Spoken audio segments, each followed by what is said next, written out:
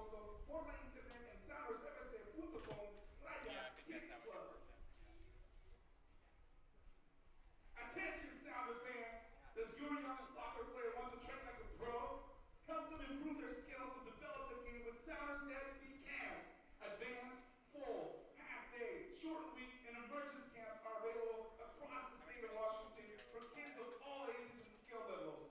Campers will receive top-of-the-line training, a new ball, a camp t-shirt, and they have a chance to meet a Sounders FC player. Space is limited, so register today at soundersfc.com/camps. Word of the game tonight is dongle. Dongle? Dongle. There's no... It's a point.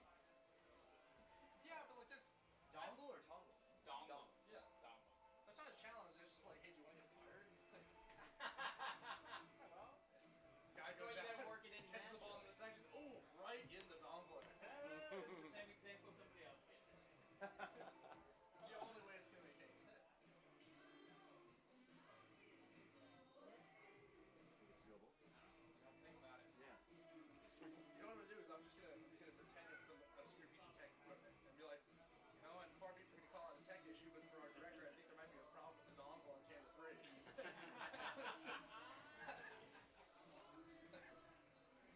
You're all coming down with me. Yeah, that's all you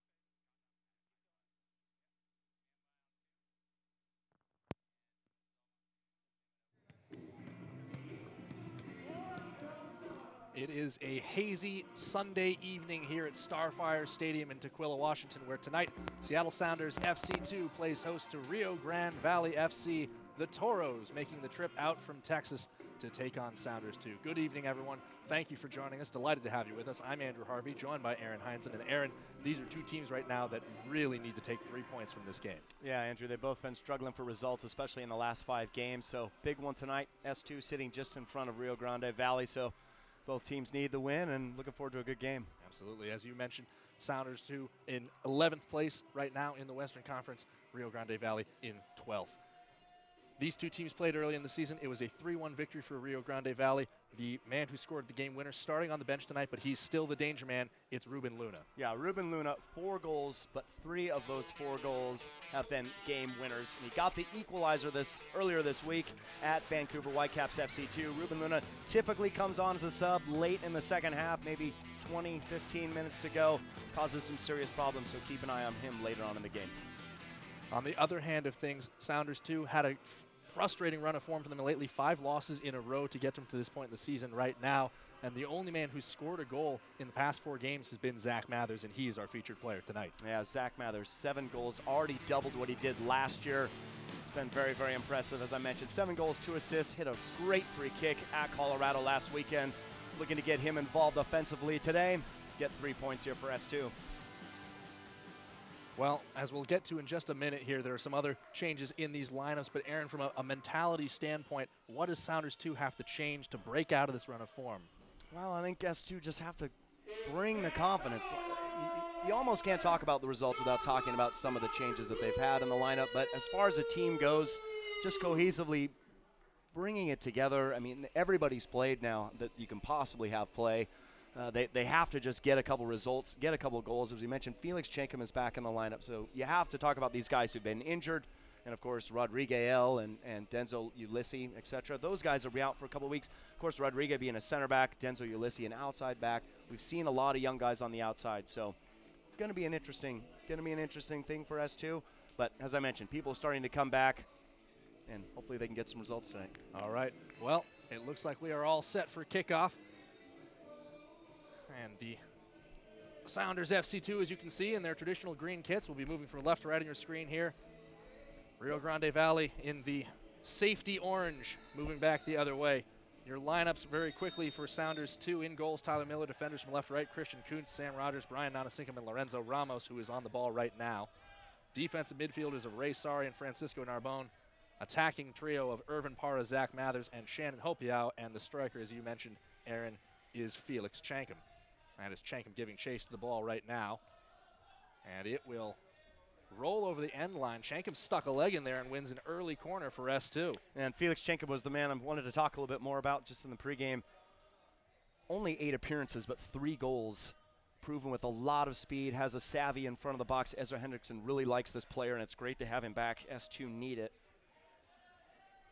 So it'll be Zach Mathers on the first minute. Set piece delivery, no worries. An in-swinger low ball to the head of Narbone, and he puts that over the bar. But S2 finding ways to try to be goal dangerous early on here. And as we mentioned, 1 goal in 4 games. That's something they've struggled with lately, Aaron. Yeah, it's, as I said before, good to have Chenkum back. A couple other guys that come in there. Sheadakoy has had his opportunities just a little bit. Hasn't hit the bar yet, or hasn't hit the net yet, I should say, in a while. This is Khalid Brown, the keeper for Rio Grande Valley, who blasts that ball downfield. It's over the head of Nanasinkum. Sam Rogers heads it into the middle. We'll get to the visitors' lineup in just a moment. Now's as good a time as any as that throw goes out for an S2 throw-in. As we mentioned, Brown in goal. Defenders Taylor Hunter, Ivan Magalias, Justin Biliou, Victor Garza. Holding midfielders Todd Wharton, Eric Bird. Midfielders Joseph Holland, Jose Escalante, and Jorginho James, and the striker Kyle Murphy. Of course, Magalias and James, the other 2 goal scorers in that first meeting between these 2 clubs back in Texas. And there's a Sounders player down. And it looks like it's Francisco Narbone, just took a knock in that last challenge.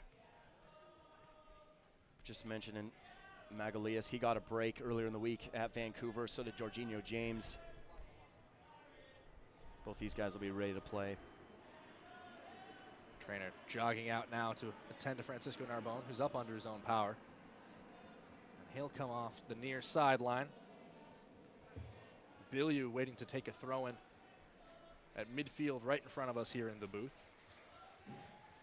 Your referees in charge tonight, Levi Rippey, assistant referees Josh Hames and Kelsey Harms. Your fourth official is Christopher Kruger. Rippey blows his whistle. Bilyeu tosses it in to Magalias. There you go, square. And a long pass misplayed. We talked about a frustrating run of form for the Sounders, but RGV have been dealing with something similar, just 2 points from their last 5 games. Yeah, interestingly enough, both these teams had their last win on July 1st. Started out well, but it's been a rough July, dog days of summer, kind of getting both these sides.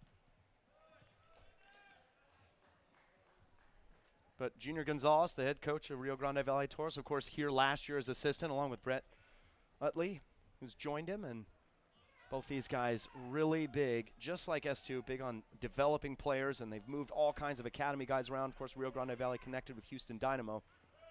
Para trying to pull this ball out of the air. Para to his foot, straight to the hands of Khalid Brown, but you see there, Irvin Para not afraid to get physical in tight spaces. Works his way to the second good chance for S2 in 4 minutes. Yeah, Para does well, just barrels his way through. Fires one, easily collected by Brown, but good sign from Para. Brown sends this one away. Sam Rogers goes airborne. Doesn't quite win the header. It's out for a Toros throw. Oh, Sam Rogers. Bird. Recently named, 5th in the 20 under 20 in the USL, that highlight they do every year. Justifiably earned. He signed his first pro contract to S2 earlier this season. Elected to forego playing college ball. And we obviously might not be the most impartial observers, but I certainly think it's a good decision. His development's been tremendous this season, Aaron. Yeah, 18 years old. Getting some looks at it now from the youth national team and at the under 20 level, so we'll see where he goes. That ball's plucked away by Jose Escalante. Escalante dishes a shot, takes an awkward deflection. That one is bound for the end line and the first corner of the game for the Toros. Yeah, Hopiao just makes a poor ball there. You can see Nana Sinkum getting into him after that because the team was opened up. Very dangerous. Big chance on the counterattack for Rio Grande. This looks to be Joseph Holland to take the corner from the near side. Toros putting a couple guys inside the 6, more at the 18. Kick on the way toward the back post, over the head of Bilyeu, and will spill out for a goal kick.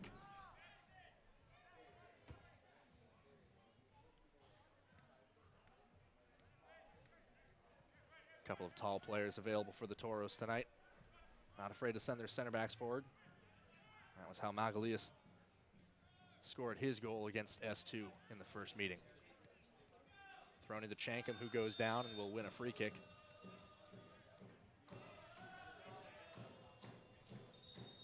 Six minutes in here. So far, Sounders have enjoyed the greater run of the ball. Still just trying to get established and impose their game plan.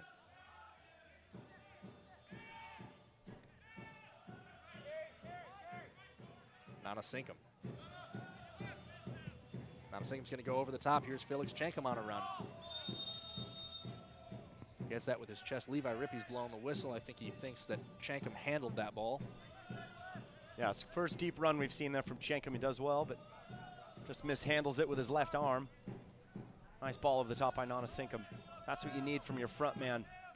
Both sides playing a 4-2-3-1. Chankum just decides to run in behind the back line and almost got in. Jorginho James working a give and go there. Ball gets away from him. They're going to try to switch it into space for Holland, but can't find him. Right up the middle to Hopiao. Ramos forced to retreat to Miller.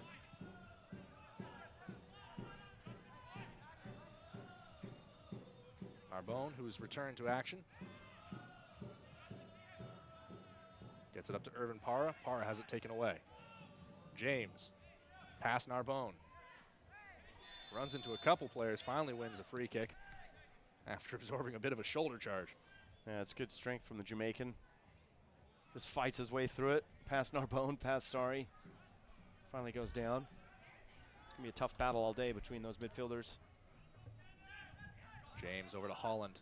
Ahead for Biliou. Biliou looking to distribute. Sends in a low cross. That finds Purchase at the back post, and it's cleared up and off. It wasn't quite sure if that ball was bound for the net or not. Sam Rogers didn't want to find out. Yeah, nicely worked by Rogers. It just went straight off the chest of Christian Kuntz after deflecting off Bird's foot. Rogers there to clear it away, but nice attack down the left side for Rio Grande. Escalante to send in the corner from the far side. A left-footed in-swinger. That one again finds the Rio Grande Valley player inside the box, and the danger still not cleared.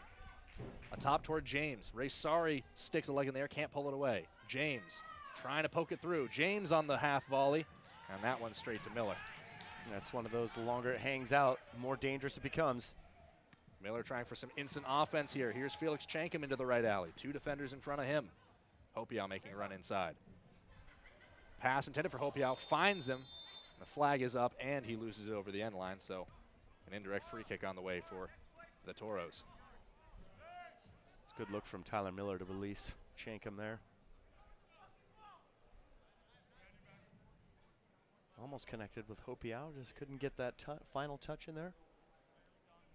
I noted earlier in the year that turns out Stefan Fry for the first team actually has an official assist recorded to his name for a long ball he put over the top for Clint Dempsey in a 3-1 win over the Colorado Rapids.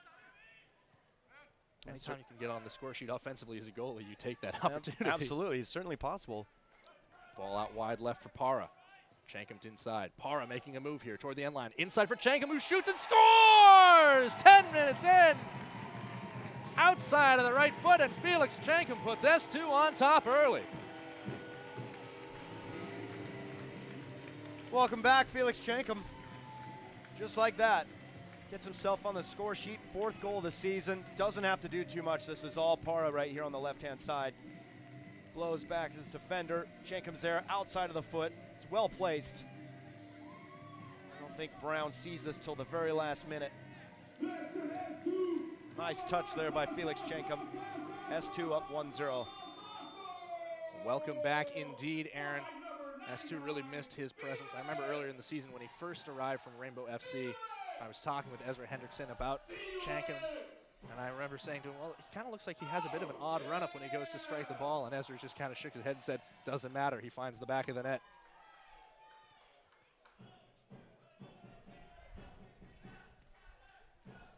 Well, he did his job there. Central forward in the box, has an opportunity, puts it away. Nothing better for a striker than to feel that, especially one who's been out as long as he has. Irvin Para now mixes it up with 3 defenders there. One Toros player winds up on the deck after Chankum kind of put a shoulder in. Quickly restarted, looking for Hopiau inside the area. Hopiau trying to box out Justin Biliou, and Biliou with a discernible size advantage wins that battle. Biliou looking ahead, has Escalante. Instead goes for Kyle Murphy. Nanasinkum kept in play by Lorenzo Ramos. Nanasinkum deals away. Headed down, controlled on the first touch by Francisco Narbonne, too large, settled by Ramos. Para. Rogers. Narbonne. Christian Kuntz made a run down the left side, was calling for the ball, didn't receive it. Mathers. And back to Nanasinkum. Well, Aaron, as Brian Schmetzer loves to say, goals change games. An early goal like that. Now, both Sounders teams record a goal in the 10th minute of their matches this season. Bill Bruin scored one last night against Minnesota United. How is that one going to affect the first half here? Well, I think S2, of course, great start for them, but we've seen plenty of times with this S2 team from time to time that after they get the first goal, their momentum goes and they start to fade a little bit. So for them, great that they're on the score sheet. Everybody loves that, but they have to keep their focus, keep themselves in the game, keep Rio Grande out, and finish the job. But absolutely fantastic start for Ezra's side. Nanasinkum going to have time to survey options downfield. Shankum calls for the ball. It's coming his way. Controls it through pressure. Now he's going to go down against Magalias. Levi Rippey going to allow play to continue. Victor Garza up for James. Trying to go ahead now. And knocked away from Joseph Holland. Para. Mathers. He brings that ball down. Defender closing in. Back outside for Para. A lot of touch on that ball. Para is able to collect but can't keep his momentum. Mathers. Under pressure here. Finds Irvin Para. Mathers. A big touch. He goes down. Felix Chankum goes down. And the Toros come away with the ball. Bird into the middle. Was looking for Escalante. And S2 consent to allow the Toros to reset. Well, just going back to that last play. It's nice work by Mathers, but feels he's talking to referee Levi Rippey that he got pushed at the very last minute. No foul. Zach Mathers never one to be cowed into submission by a referee telling him that he's wrong about something. Certainly gives his opinion out there, but to a point you can do just press your case a little bit as long as you're respectful. Holland in the right alley. Two defenders in front of him. That ball looked like it took a deflection. It was going out, and that'll be the third corner of the game for Rio Grande Valley. It's good work from Joseph Holland. Just driving at the defender. That's what the wide players are supposed to do, create opportunities, and he's done just that. S2 need to be very focused here. Everybody picking up their marks. On that last corner we saw, took a long time to clear that ball. They kind of got scrambled in their marks right in front of that 6-yard box, so keep an eye right on the top of the penalty spot. Escalante looking to whip this ball in. Low ball toward the 6. Bilyeu making a run at the back post, and now a whistle has gone. Irvin Parr, that time fouled by Magalias inside his own area. Yeah, contact this time, but you could see, look at the two orange players, especially Bird just getting away from Kuntz a little bit at that back post. Fortunately for S2, Parr goes down, it's a foul. It can be a little bit tough to tell. Nowadays, they always talk about how it's going to be a point of emphasis that season, how they're going to try to, now will be another free kick, as this time James has fouled Ray Sorry. Levi Rippey giving James a bit of a talking to, perhaps for the benefit of everyone on the pitch, to try to appeal to calmer instincts. But just to finish that thought, Aaron, it seems like every year they say, well, we're going to really crack down on fouls in the box on set pieces, and every year it's the same old melee. Oh, it's so difficult. Everybody's marking up, close quarters. You're going to get a little bit of pushing and shoving. I think it's just the shirt pulling and the hands around the back that you always see in the replays later on that they're really trying to get away from. And we've seen more of it this summer in games where referees will stop before the kick happens and make them and talk to the players. Mathers tried to go outside there, only finds Bilyeu. Ball runs out of play for an S2 throw-in. Lorenzo Ramos wanted to take it quickly, slipped on the edge of the turf. Shankum trying to spin around Magalias. Magalias got a boot very high up into that ball, Aaron. Narbonne goes up the line. Hopiau just barely unable to keep that ball in play. Did well to run around the backside of Bilyeu, but in the end it's out for a goal kick. Yeah, good effort from Shannon Hopiau. Another player has been out for a little bit. We haven't seen on the S2 squad in a while. Another exciting young presence here with this S2 team. S2 applying pressure early and often here. Really trying to pin the Toros back in their own end.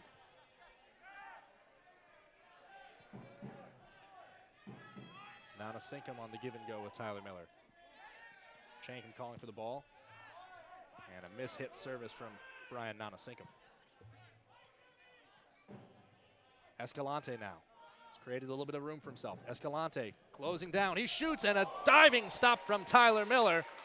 And he is livid with his back line. He can't believe they let Escalante get all that space. Oh, starting with that turn from Escalante, just takes off, drives right through. No one is sure whether to pick him up or not, and he gets all of this. And that's got to be the save of the season for me. At least one of them that Tyler Miller has. Full stretch, gets a piece of it. Certainly saves the equalizer there. Great save from Miller. Well struck too from Escalante, who had goal of the week last week. Fourth corner of the game. Service from Escalante. He's going to go back and out to James, who immediately loops this ball into the back post. Eric Bird chests it down. Nanasinkum with a partial clearance. That ball's bound for the touchline and will be a Toros throw-in. I thought James might have mishandled that and put in a poor ball, but it was a nice touch. Bird just slips on that play. He might have had an opportunity. Biliu waiting to throw this one in. Goes over the head of Kyle Murphy. Headed away from Todd Wharton. Magalias heads it back. Thankfully, he has cover in the form of Taylor Hunter. Brown being pressured by Chankum here. And Brown forced to put that ball out of play.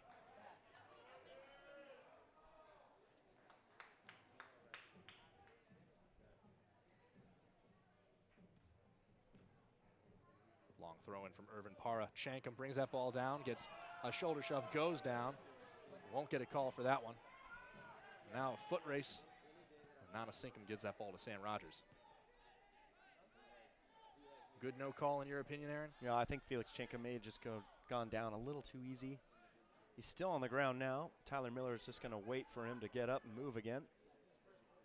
Might have got the wind knocked out of him, but looks like he's going to be okay.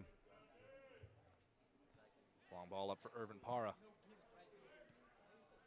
Ray Sari settles underneath it. He'll head the ball forward and go down for his trouble on the back end of it. That was Escalante that got him. We're in the 20th minute. Sounders 2 on top 1-0 thanks to a goal in the 10th minute from Felix Chankum. Now here's Ray Sari, play on signal from Levi Rippey. Ball out to the left alley. Service in from Kuntz. And straight to the hands of Brown. Felix Chankum was backing up. You could see him with his eyes on that ball, just couldn't get to it. Yeah, nicely worked too between Sari and Mathers. Sari gets a chance to break into some space. That's the kind of stuff that Ezra Hendrickson wants to see from his star midfield group. Rio Grande Valley, from their side of things, probably just want to defend a little bit better than that. It's too easy. Get 1-2'd and have a guy break into a space in front of your back line is going to cause you problems all day long. Bird heads this ball down. Murphy and Narbonne are tangled up. Narbonne wins. Good battle in there from Narbonne.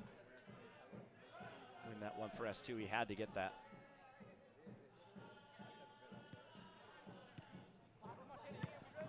Biliu hits a high ball up toward Murphy. Nanasinkum wins the header. Bird pulls it down. Bird, some space to his right, shakes off Narbonne. Bird, a shot on the ground. That's spilled by Miller at the back post. Shot, it's off the left post, and now will be cleared out the near sideline by Francisco Narbonne. Oh, it's another 2 huge chances for Rio Grande. Not going to throw it in quickly, but that's all Bird there in the midfield. Shrugs off Narbonne. Gets a great shot in. Another huge save from Tyler Miller. And that redirected shot off the near post. S2 dodge a huge bullet. Nanasinkum trying to link up with Chankum. Mathers heads one forward for Chankum, and even Felix Chankum won't be able to keep that ball in play. Here's Bird. Great save. Has to get all the way down low by Miller. Almost no angle there on that shot by Escalante. Almost sneaked it in. Holland here, a touch, plays himself into the box. Miller charges, spilled. Nanasinkum serves it up. Escalante tees himself up. He'll shoot and miss the far post, but not by very much, Aaron. Shandon Hopiau just getting back. Makes Escalante pull it wide, but this is all too much here.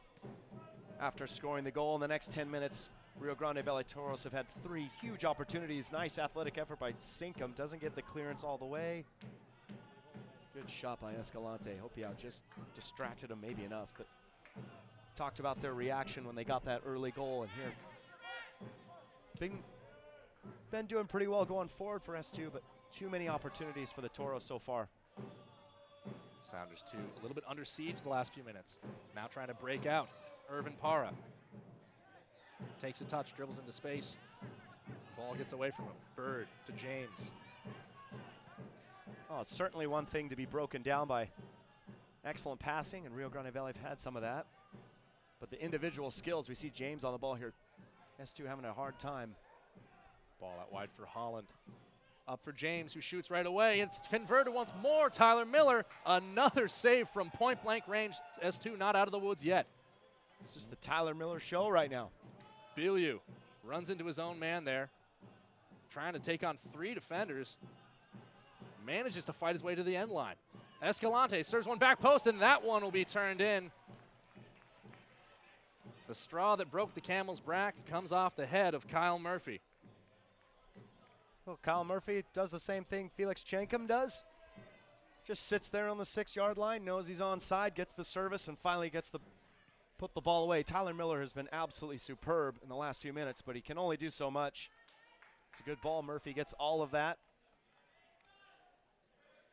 And I think you got to look at, you can't tell if it was Kuntz or Rogers who was supposed to be marking him. They're both in there, but neither of them are close enough, and Murphy puts that away, no problem.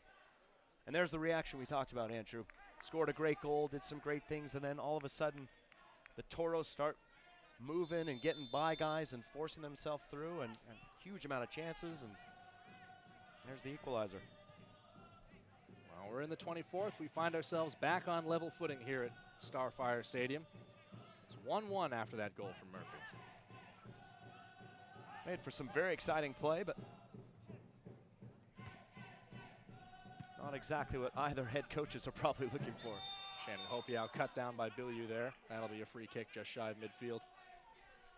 And probably both managers starting to think that at this point in the season, maybe a little bit less excitement would be palatable as you're trying to figure out how to climb and get above the red line.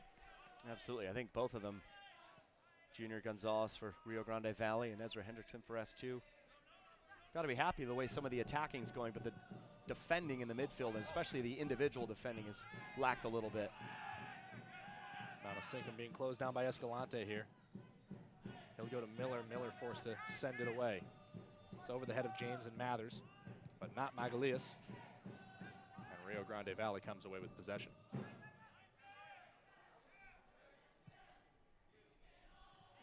Long ball finds James, who got past Sari. He tried to go immediately outside for Holland, but wins a throw-in in the process. Well, Holland's growing in confidence over there. Christian Kuntz has his hands full. Young 16-year-old player. Another one of those outside backs that's been called upon to do probably more than he expected this summer. He's done it very well for the most part.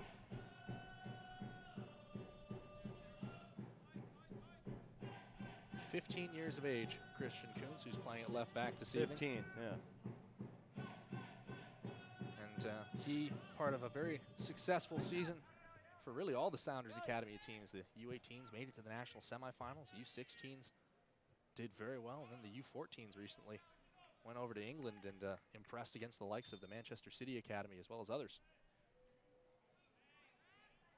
Yeah, S2 have had some real success at that tournament. Last year, Azriel Gonzalez, one of the stars of the show down there.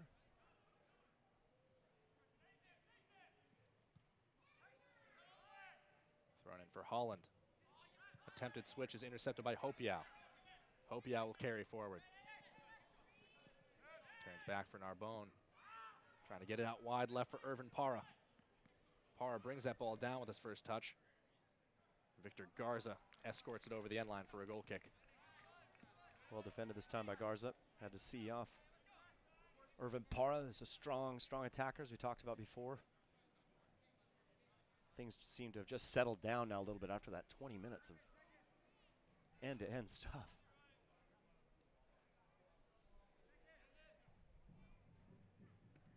Pace of play didn't really seem like it was going to be sustainable for a whole half, and now both teams trying to catch their breath a little bit, figure out how they might be able to build a way to fight through these back lines. Sorry, Chankum wants a quick switch. He's going to get it. Skiffs off the head of Magalias. Brown gives chase, and that's well read by Khalid Brown.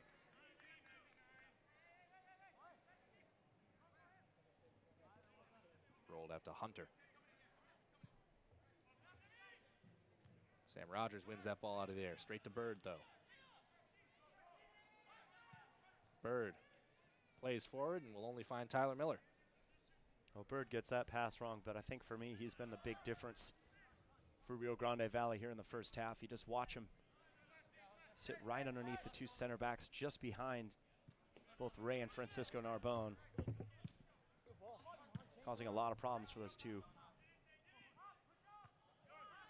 Well, and he was sorely missed in that match in Vancouver. Wound up being sent off in the 90th minute of the game against Timbers 2 for a lunging tackle that got him his second yellow card of the match. He's done his time. He's back tonight, though. Ball switched to Ramos on the near side.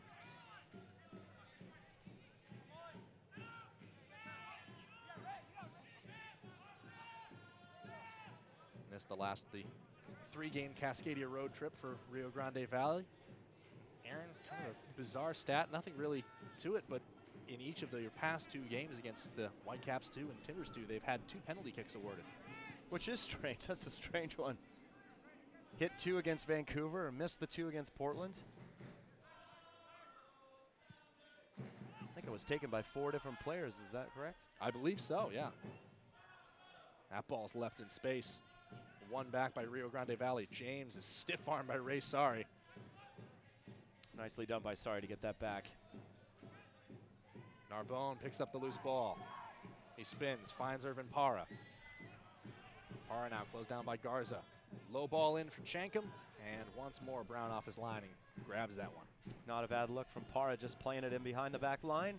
Chankum was there, just a little bit too far in front of him. Again, just another wonderful thing about Felix Chankum returning.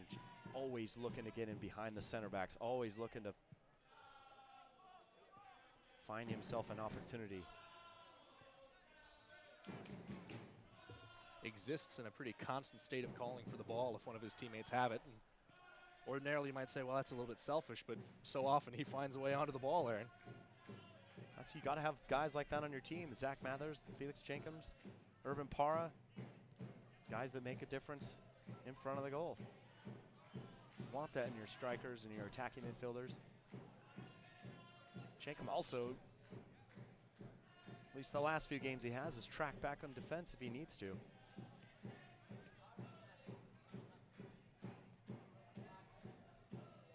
Ball's down in the corner, it goes out, was last touched by Christian Kuntz. So Holland will take a throw in here from the far sideline. We've passed the half-hour mark. It's 1-1 here at Starfire Stadium. Kuntz leaves that ball for Garza. Run into Holland. Garza teeing up service toward the back post. Tyler Miller reads that one all the way. Nice look from Garza, but easy for Tyler Miller. Miller going to play quickly here. Brown going to step onto that one, and the short field for S2 playing against them right there.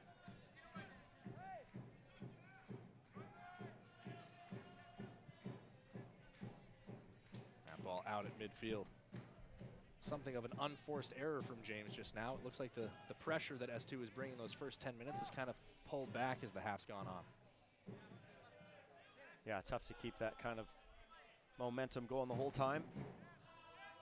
Just can't get too lackadaisical. They got to keep trying things. Miller up toward Irvin Parra. Ball skips through, it goes out of play and will be in Sounders 2 throw-in. Parra wants it. Oh, you know Parra's got that long throw. Not this time. Goes short to Kuntz. Parra, defended by Garza. Now closed down by Holland. Parra moved past both of them. Parra tried to serve in a left-footed cross. That ball bound for the end line. Looks like it missed the end line and went out the corner flag, so it'll be a throw-in. Again, nice feed from Irvin Parra, causing Victor Garza problems out there. This time it looks like he's going to do the long throw. He's lined up for it. Heaves that ball in. Chankum goes up. He'll miss. Magalias got the first header to it. It falls to the foot of Lorenzo Ramos. Bounces off the shin of Narbonne. Ray Sari to Zach Mathers. Mathers trying to create some space. Looked to play through Shannon Hopiau. Belia read it. And let that ball roll over the end line, so it'll be a corner kick for Sounders 2, their second of the match, as assistant referee Kelsey Harms replants the corner flag. That's good work from Hopiau to force this corner. I think he may have missed the original run for Zach Mathers. A great ball from Mathers. Quickly taken by Mathers. It's a low ball. He was looking for Narbonne at the front post. Instead, it's dealt away, and Bird gives chase. Bird has Kuntz in front of him. A whole bunch of options to the left side. He sends it in their general direction. Finds Kyle Murphy. Wharton. Back to the right side. Appeals for offside for Escalante. Escalante to his left foot, and he'll hit that one straight to the feet of Tyler Miller. Miller playing quickly.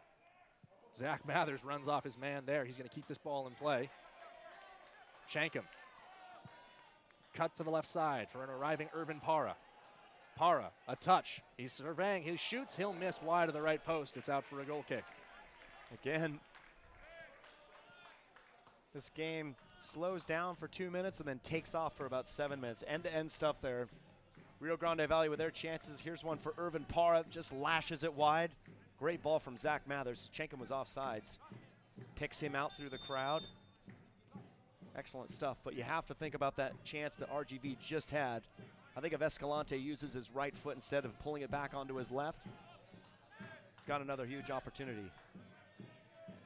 Shanko applying high pressure there. Brown goes over to Hunter. Hunter is step past Irvin Parra. His pass is intercepted by Ray Sari. Sari to Irvin Parra. Parra into the area. He looks to cross. Good enough for a deflection and another S2 corner. That was a nice recovery by Taylor Hunter. Great read by Ray Sari to put Parra in.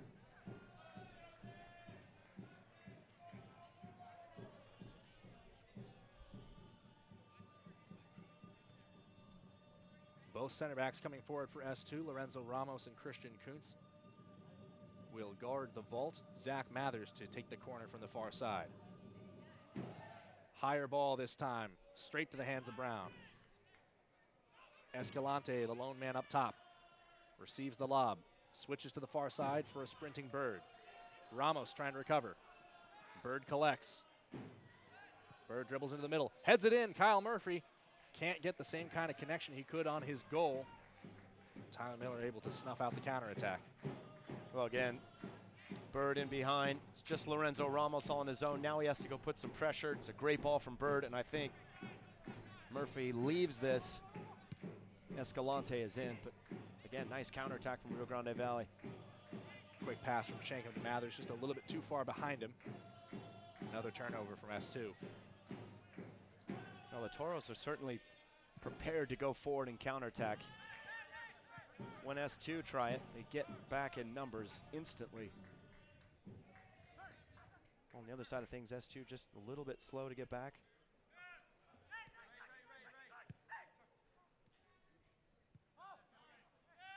Got to be able to get your defenders back as soon as possible. It's obvious to say, but it's one of those things that can really hurt you quickly. Rio Grande Valley have proven that they can cause damage on that counterattack. Kuntz, Shankham turns there, dishes off to Mathers. Mathers surveying, he'll shoot, and that one stakes into the net on the ground. It's 2-1. Zach Mathers is lethal from long range, and S2 is back on top. Well, the crowd loves it. Almost out of nowhere. S2 just moving the ball around. You see Shankham dish it off to Mathers. No one closes him down, and he just smashes it. Thought for a second Brown was going to get a piece of this, but Zach Mathers just lashes it by him. Excellent strike. Gets his 8th on the season. He's absolutely on fire. Well done, Zach Mathers. We've had a great first half, though. Despite some interesting defending here and there. Both teams are going at it. They know the points are big, up for grabs, and been a lot of fun. Certainly been entertaining. Shannon Hopiau whistled for a foul there for lunging in recklessly. The crowd immediately re-energized. Well, again, if you're Ezra Hendrickson now, you've taken the lead again. He's probably telling his team we need to relax here a little bit. not allow so many balls over the top and players getting through. Get a little more of a handle on the game. Miller looking for Parra down the left side. Fantastic first touch from Parra. He tries to play Kuntz through. Defended by Garza. The two of them will do battle. And Kuntz a little bit too obvious with the shoulder charge there.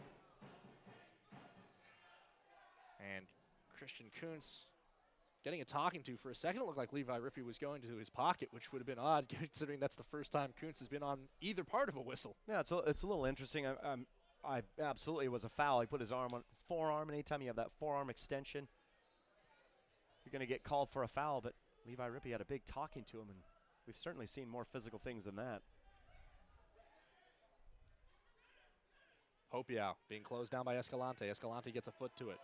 James up for Bird, shortly played, well worked with Escalante, and Escalante is away. Sam Rogers comes over to cover. Sent into the middle, and Sam Rogers picked the right angle. That ball rolling toward the end line, and will go out for the 5th corner of the game for the Toros. Well, again, just a little tussle here. Escalante comes out with the ball, and again, he's just away. So much space there. Sam Rogers does very well. He's got Nana Sinkum and Kuntz coming back, but he was on his own for just a second. Nicely defended by Sam Rogers. That's part of the maturation that we've talked about of that young man over the course of this season. This is Joseph Holland to send in an in-swinger from the near sideline.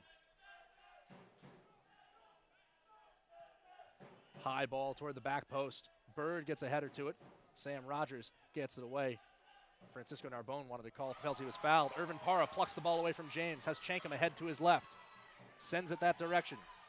Mathers arriving. Ray Sari to the backside. Chankum going to go from long range. And that one perhaps a little bit optimistic from the Cameroonian. Not a bad effort from Chankum, but yeah, maybe just a little bit too far. Doesn't get all of the ball.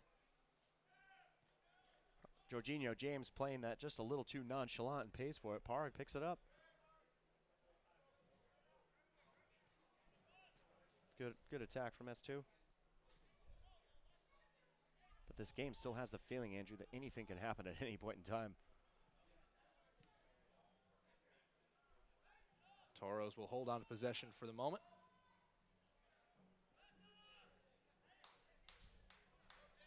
Dealt to the near side for Biliou. Escalante. Back for Magalias. That's the second or third time today we've seen a pass hit back through the Toros back line that they've really had to turn and chase.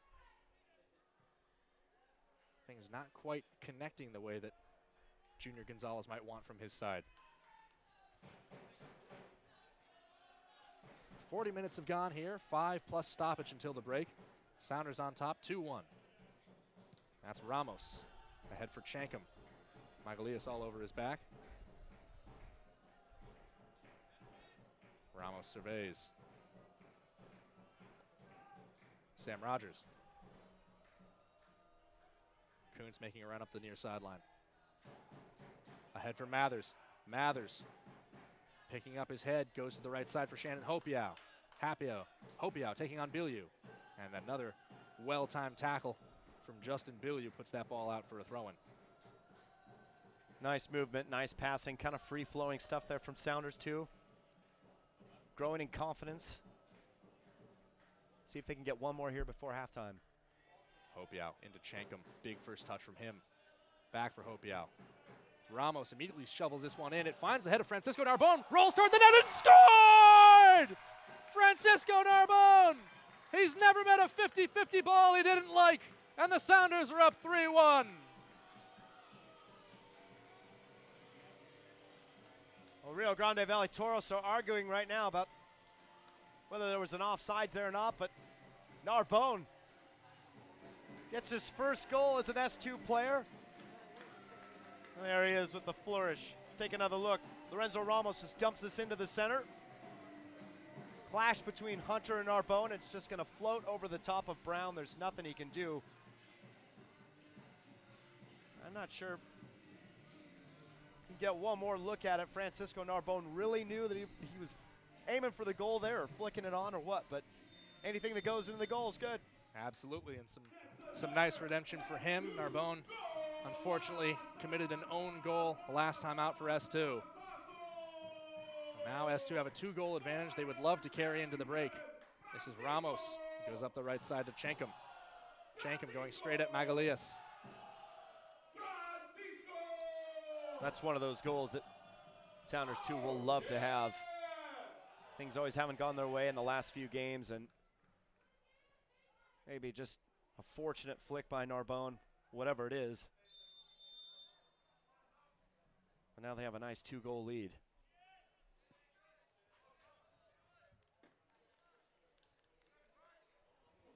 Wow, good vision from Lorenzo Ramos, too, to pick up his head and immediately just go, that's a cross I'll send.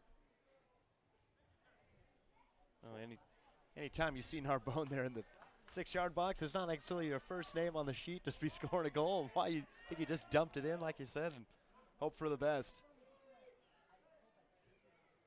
Worked out this time for S2. Brown sends that ball along. Murphy goes up, can't get it over Ramos. Narbonne, settled by Biliou. Narbonne sends it long. Chenkum going to give chase. A foot race now with Magalias.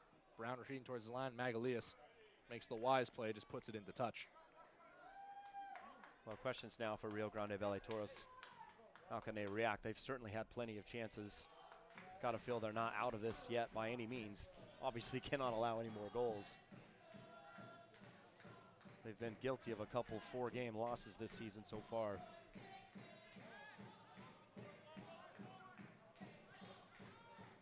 Ramos, his pass is intercepted. Biliou looking for Murphy over the top, and that one won't connect.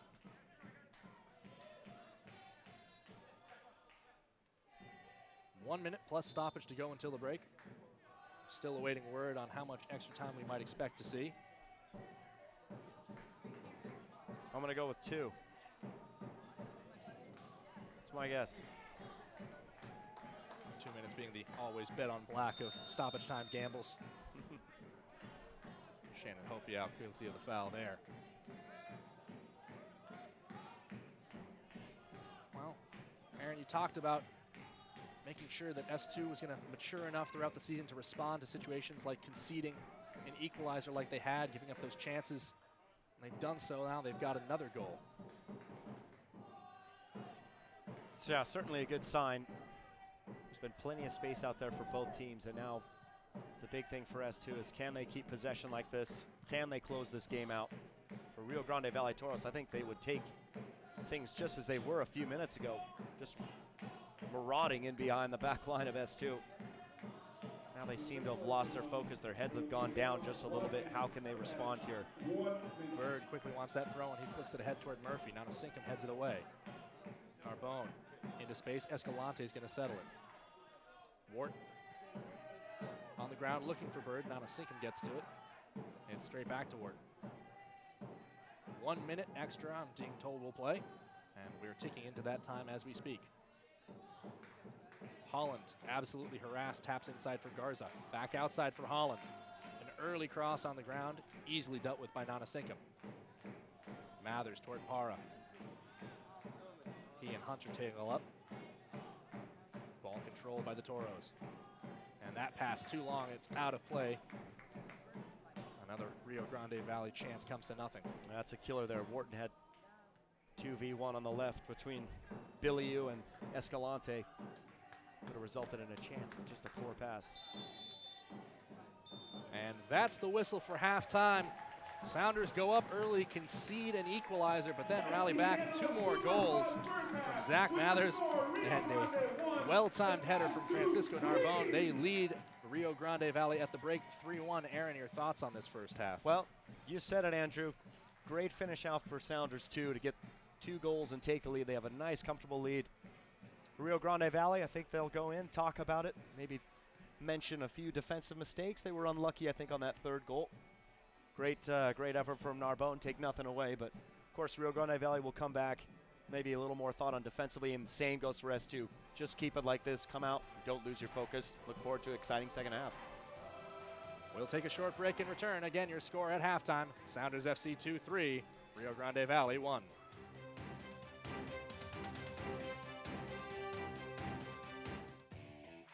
We built the USL, into the largest Division II professional soccer league in the world.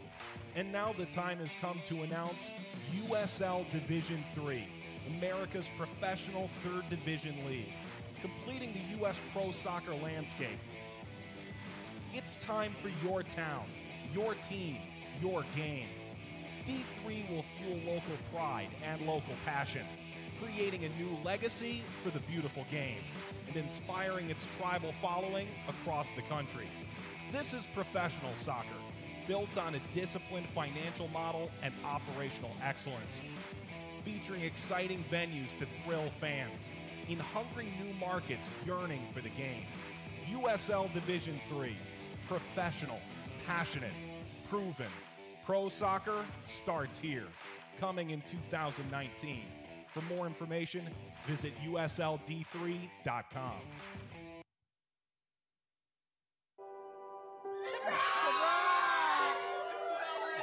I see the future is really bright for me. The high school diploma is just added to the confidence, and now I feel unstoppable. Find free adult education classes near you at finishyourdiploma.org. The opening half of the 2017 USL regular season has seen two teams emerge at the top of the Western Conference, with Real Monarchs SLC and San Antonio FC engaged in a duel for conference supremacy and potentially the USL regular season championship. San Antonio broke out first, putting together a 14-game undefeated streak, which included a 672-minute shutout streak to start the season. But the Monarchs' USL record 9-game winning streak, led by Sebastian Velasquez, has moved Real's new-look squad into the top spot as a showdown at Toyota Field on July 22nd closes in.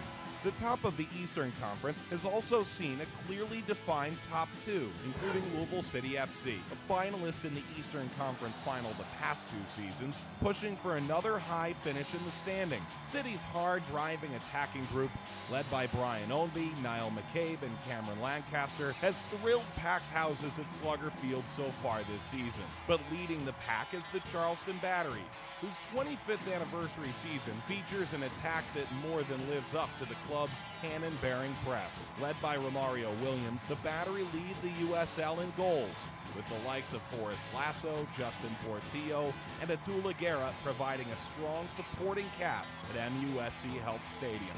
Williams' success has placed him in a duel with Reno 1868 FC's Dane Kelly in the race for the USL Golden Boot. The two Jamaicans producing some highlight reel finishes on their way to double-digit goals before the end of the first half of the season. Kelly's run of scoring in 6 straight games helped expansion side 1868 FC up the Western Conference standings. Currently well positioned to take its place in the USL Cup playoffs, Reno follows in the footsteps. The likes of FC Cincinnati in 2016, Louisville City FC in 2015, and Sacramento Republic FC in 2014 in finding immediate success on and off the field. Poised to join that group in 2018 is Nashville SC, which has already built an impressive front office and hired former MLS Cup winner Gary Smith as the first head coach in the club's USL history. With more expansion news expected in coming weeks, the conclusion of the 2017 season not only provides more on-field highlights to thrill fans, but also set the course for the USL into the next decade as it continues to raise the bar across the board.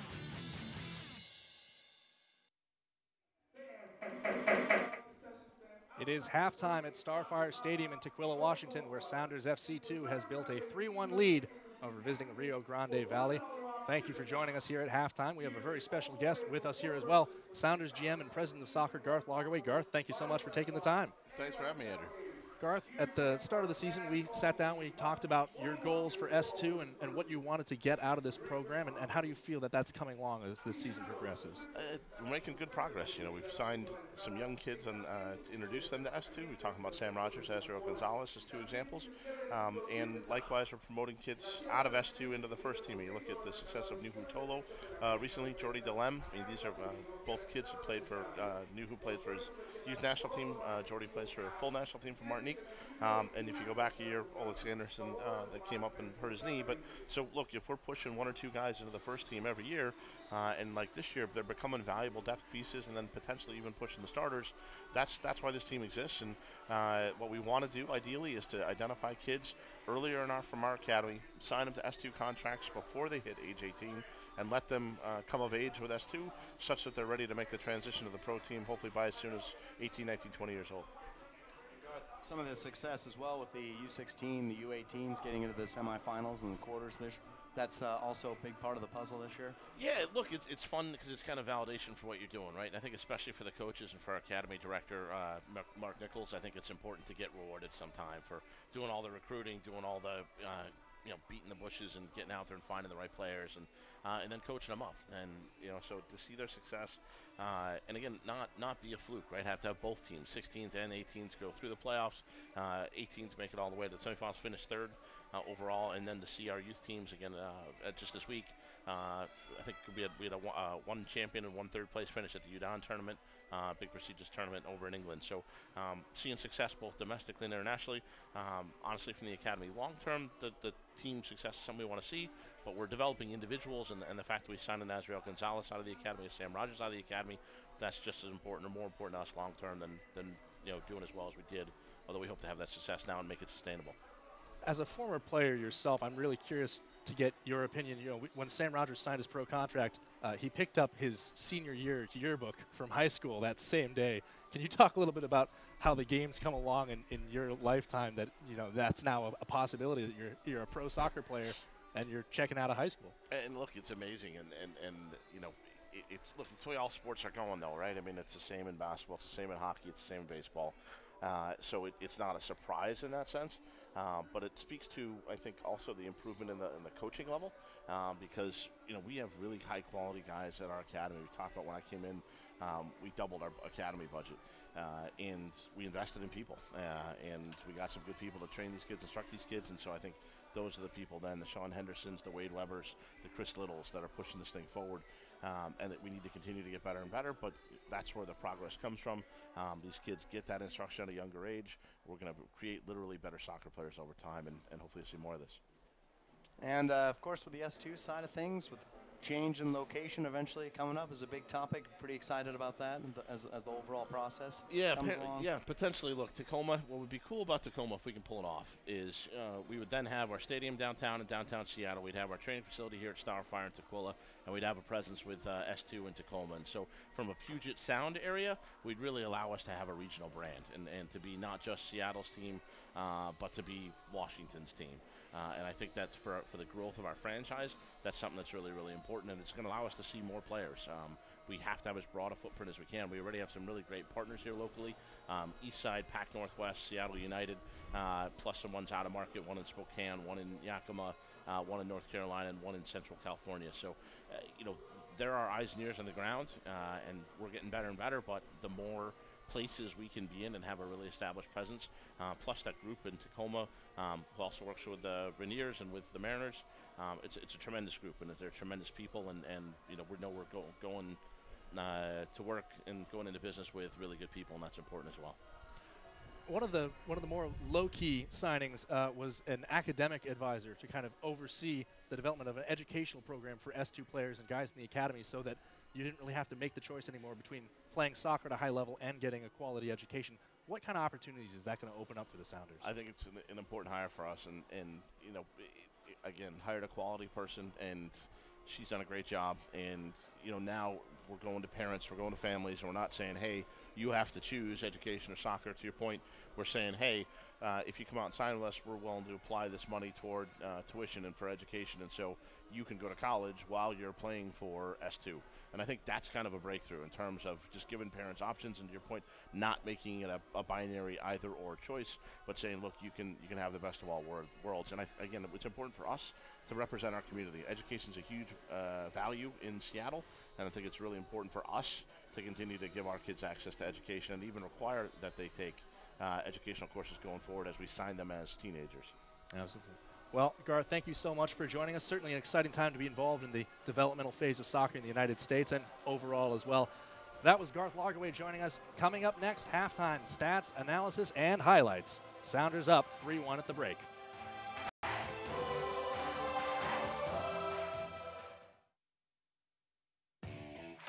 We built the USL into the largest Division II professional soccer league in the world. And now the time has come to announce USL Division III, America's professional third division league, completing the U.S. pro soccer landscape. It's time for your town, your team, your game. D3 will fuel local pride and local passion, creating a new legacy for the beautiful game and inspiring its tribal following across the country. This is professional soccer, built on a disciplined financial model and operational excellence, featuring exciting venues to thrill fans, in hungry new markets yearning for the game. USL Division III, professional, passionate, proven. Pro soccer starts here, coming in 2019. For more information, visit usld3.com.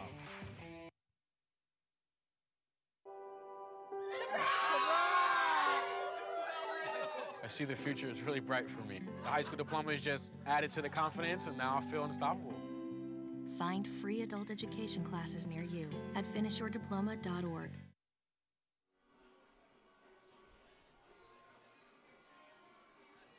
We are back at Starfire Stadium in Tequila, Washington. Sounders FC 2 up 3-1 over Rio Grande Valley. The Toros at the break. Andrew Harvey alongside Aaron Heinzen here. Aaron, we talked about it midway through the half. There was plenty of excitement. Excitement continued to happen. Let's take a look at some of the highlights from this first half. Yeah, well, there's plenty to talk about here, Andrew. Right off the bat, Irvin Parra finds Felix Chankum. Great finish. Welcome back, Felix. We said just drifts off the center back, finds the far post. S2 up 1-0. Parra likes that. Excellent work from him as well. Well, obviously, as we mentioned, Rio Grande Valley comes right back. But first, look at that save from Tyler Miller. This, for me, is one of the best saves he's had all season. Full-length stretch. But the problem here was Rio Grande Valley got through too easily, and this time they get through and finish one off. There's Bird with a shot. Escalante off the post. This one again gets cleared. That was warning number 2. Now here's James. Another shot. Great save from Tyler Miller. This was all within 10 minutes, by the way. Let's not forget. Finally, though, Escalante chips in that cross and easily knotted in by Murphy. We are level. And, of course, there was a couple more opportunities after this as well, Andrew. So things kept going, but S2 respond. Felix Chankum finds Mathers. Front of the box. No problem. Great finish from Mathers. No one closes him down. This is Rio Grande Valley Toros' problem. Mathers finds it, no problem. Great finish from him. 8 goals now on the season for Zach Mathers. And S2 are not done. Lorenzo Ramos dumps it into the 6-yard box. Narbonne, first of the season, he'll take it. Why not? Just looking to flick it on. Kind of has a collision with Hunter. Drifts into the far post. Nothing Brown can do. Narbonne can't believe it. 3-1 S2. I think there was a little bit of confusion of whether he was on offsides or not, but it all works out. S2's up 3-1. Sort of the equivalent of bunting down the first base line to bring in a run from third, but they'll take him any way you get him. Exactly. So for a team that we talked about before the game, they'd had 1 goal in their previous 4. Now they have 3 in 45 minutes. What does that do for your confidence as a squad? Well, it's huge for your confidence, obviously, in front of goal, but things have been helter-skelter this entire first half. The first 10 minutes, S2, they get their goal right away, but then, as I mentioned, Rio Grande Valley have way too many opportunities and equalize. S2 get a couple back. It's huge, but things are not over. This game is absolutely still wide open, and Ezra Hendrickson, I'm sure, is talking about that at halftime right now. We've seen S2 have these moments where they'll shut off for a few minutes and the goal will come, and how will they react again. So important for them to come out in the second half and really close things down. Well, we've talked about the goals. Let's measure some of the other tangibles from the first half. Take a look at our stats. You can see 11 shots for the Toros right there, and those shots, at least 3 or 4 were huge Tyler Miller saves, so that's a big deal right there. Fouls fairly even. Passing accuracy, Rio Grande not too far away there either. So S2 with a little more of the possession. They have the goal lead, but they need to close things out here in the second half. That's the story for them. As far as Rio Grande are concerned, they will take things exactly as they'd been in the first 20 minutes with all those opportunities, all that space. They want to cause that chaos. Eric Bird needs to continue to have the game that he was having in the first 20 minutes, and they can get right back in this thing. Escalante as well. And don't forget, Luna's still to come off the bench. Luna still is going to come off the bench. And especially with the scoreline as it is now, we were kind of wondering today whether we might see him, but with things the way they are, you have to imagine that Junior Gonzalez is going to give him the nod probably pretty quickly here. Oh, I'd imagine that he will certainly see his time. He's going to get those guys maybe another 15, 20 minutes to run through, and then Luna will come on, Mr. 3-game winners, and see what he can do. Looks like Sounders, too, might be making a substitution of their own. Charles Rankin has removed his warm-up bib and is jogging onto the field now. And it also looks like we might see Henry Wingo. So Ezra Hendrickson has decided he wants to make 2 changes to his side. Forgive me, that is Guy Edewa that has come on instead, the recent arrival. So Wingo and Edewa now on for Sounders, too. Edewa, another Rainbow FC guy. 3 appearances so far, was just picked up, as you mentioned, late July. And welcome back Henry Wingo as well. Last time we saw Henry Wingo here for S2 at home was April 25th against San Antonio. He had a substitute appearance away at Colorado Springs last week. Now he is back here with S2 getting some time, and he's going to line up on that left side of midfield. Number 23 at the bottom of your screen there. He's got some speed. Obviously a first-team player working his way back from injury. Yeah, always frustrating. You get signed, promising young player, all that pace, and then spend so long in the boot, just trying to play his way back to fitness now. The club still knows that he has a lot that he's able to contribute, just got to give him time to develop. And no surprise here, Felix Chenkum, who's just working his way back from injury, still gets a first half. His night is done. So Parra will slot into that center 4 position. Irvin Parra is guilty of a foul here past midfield. Levi Rippey coming over. Didn't look to be too much in the contact, but he might have caught, I believe that's Ivan Magalias in an uncomfortable spot. Looks like it was right on top of the shin there. But Rippey going to keep the trainer off the field. Let Magalias climb back to his feet. The interesting thing about this substitute here, Andrew, early on is Henry Wingo's really the only player on the field, or that was on S2 bench, that was a defender. Everybody else is an attacker. David Olson's on the bench, Shea Adekoya, Javorn Stevens, and of course Charles Rankin, Sam Fowler being the goalkeeper. So if they've got 2 down, if they do need to make another change, obviously it's going to have to be a Wingo that goes into the back line. Maybe just a little surprise this early on that Ezra Hendrickson's gone with 2 subs already, but you never know. Fitness, of course, plays into the factor, and he felt that was enough for Chenkum one day. Toro's trying to settle this ball, and they won't get an opportunity. Kyle Murphy created too much space for himself as that one was coming down to earth.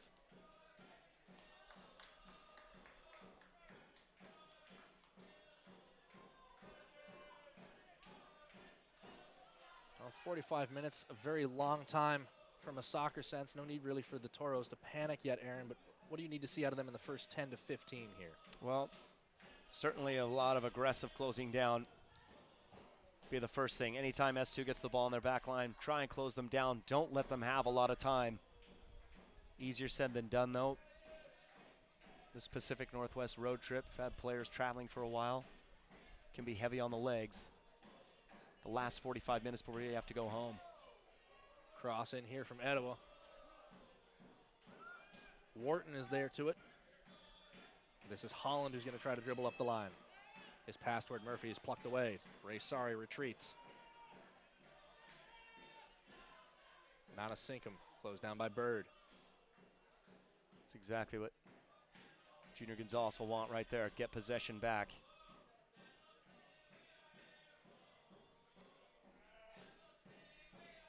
Edewa had a lane, then got pulled down by Bilyeu.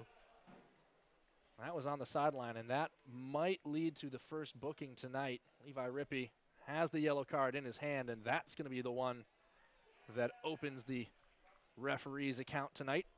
Bilyeu into the book in the 49th. Yeah, just a little too much on the forearm from Bilyeu. Edewa goes down. First yellow card of the game. Well, pretty good opportunity for Zach Mathers here. About 5 yards above the 18. right on the far sideline.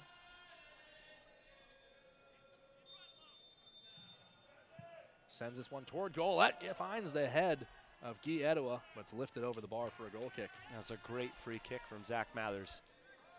Edua just had to put his head down a little bit.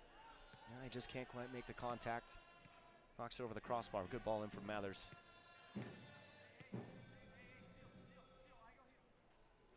Khalid Brown will send this one downfield. Gonna wave his team forward. Narbonne brought down by James. Looked like it might have come off his forearm, but the arm was tucked in. James back on the ball. Ray Sorry picks his pocket. Sorry to the right side for Edua. Para in the middle. Can't get it to him. Magalias is in the way. Edua back in the alleyway. Drops for Ramos. Looking to switch to Wingo.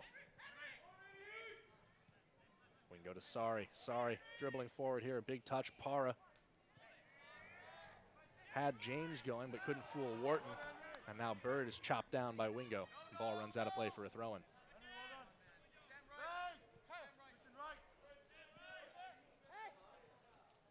Let's take a look at it here, Henry Wingo. Bird just gets an outstretched leg in there, and Wingo catches him. Nothing serious, but foul called. Narbonne finds Wingo on the left side. Kuntz going for the overlapping run. Instead, he'll drop for Mathers. Mathers taking on his man here. Makes a move to the inside. That's poked away by Wharton.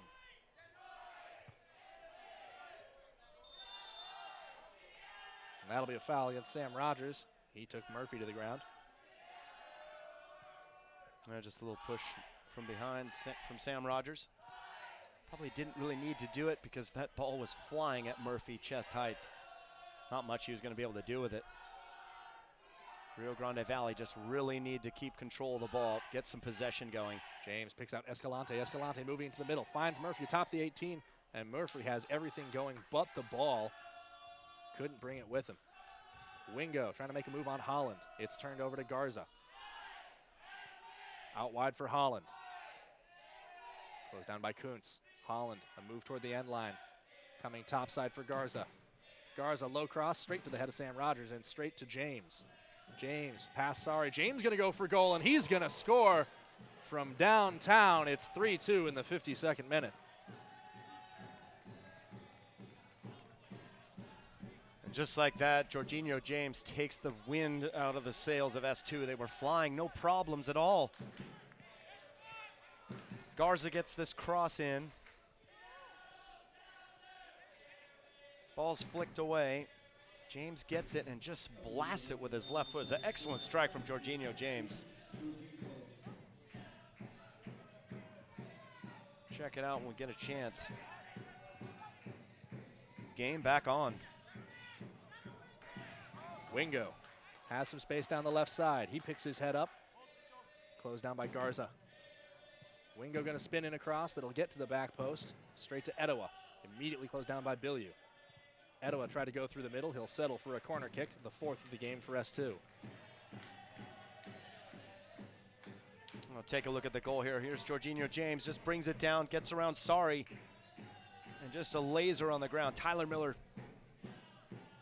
might have seen it a little bit late. It's tough to tell, but picks out his corner, puts his team back in contention. Corner in from Mathers. It comes off the back of Brian Nanasinkum. Now Eric Bird rolls this one into space towards Escalante. Escalante goes down. Kuntz really got a lot of him on that one, and he will go into the book immediately for that challenge. Yeah, Kuntz again, just a little overzealous here. Catches Escalante. He's not going anywhere. He's at half field. Kuntz now on a yellow card. It's one of those things that come along with experience. You want to be able to hustle. You want to use your strength in here, but you can just tell sliding in. Escalante is always going to get to that first. He's already done the work. Kuntz just still tucks into him.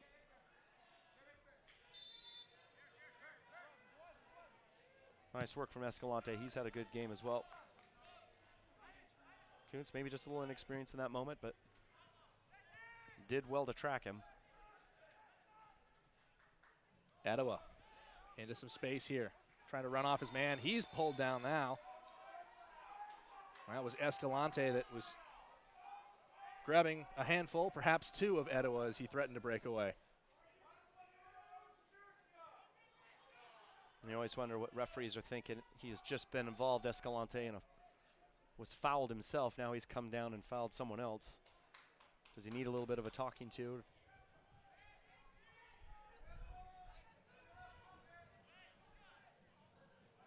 Mathers over this ball. Fakes a run up. Now delivers low ball inside, immediately out from Wharton and out the far touchline for a throw-in.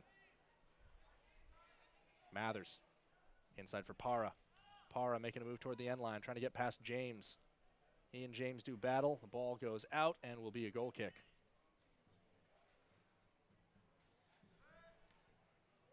It's always going to be tough for Parra to get around James there. Good defensive work from him. Large frame, the goal scorer from moments ago. Of course, that's the second of the season for him. And both of his goals have come against S2. His first earlier in the year was the opening goal of the contest. Long-range ball that caught Tyler Miller off his line.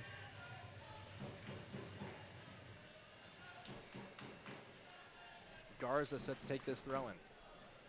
Deep in S2 territory. A short throw into Bird. Bird keeps it in play. Pokes it up for Holland. Garza trying to tee up Holland on the left foot, straight to a waiting Tyler Miller.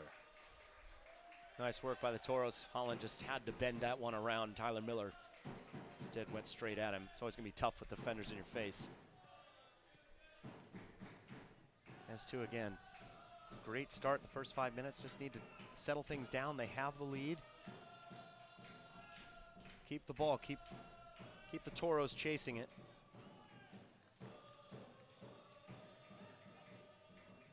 Ball over the top. S2 still on it. It finds Mathers. Defended by Billiou. He's going to immediately send it across. Wingo going to collect this ball before it goes out of play. Nearly met it at the back post with his pace. And that's one of those balls, a great ball from Mathers that you wonder if Felix Chenkum's still in the game. Does he just slip in and put that one away? Toros come away with that ball. Long through ball up the middle. Levi Rippey played advantage as Ray Sari knew what he was doing, tried to slow up Bird. Now it'll be a free kick. Yeah, uncharacteristic loss of possession there by Ray Sari. And now Jorginho James petitioning to Rippey here, and didn't look like he was going to give him a card until the players motioned towards it, towards the fact that he hadn't given him one, and Sari now picks one up.